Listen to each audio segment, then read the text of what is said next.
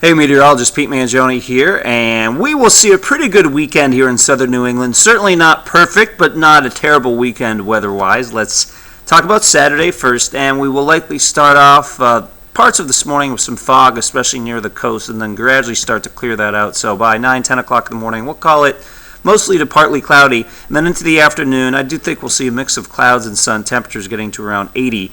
And at the beaches, same story. You may have that fog linger a little bit longer into the late morning or even into the early afternoon, but I do think we'll get some sunshine at times during the afternoon, highs in the mid-70s at the beaches for today. So it's not an A-plus beach day, but it's not a failing grade either. All right, precipitation. Let's talk about it.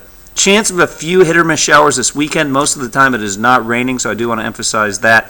Cloud cover-wise, I do think there'll be a fair amount of clouds on both weekend days, but for Saturday, some early clouds I think will give way to at least some partly cloudy skies during the afternoon. You can see in this map a few isolated showers Saturday, maybe one or two showers late Saturday night to early Sunday morning, as you can see right here. And then on Sunday, I think the bigger story for Sunday will be the increase in heat, humidity, hazy, partly sunny skies, and just a slight chance of a hit-or-miss showers. No reason to cancel weekend plans, but definitely a good weekend to download the WPRI Pinpoint weather app and track any showers that may be around.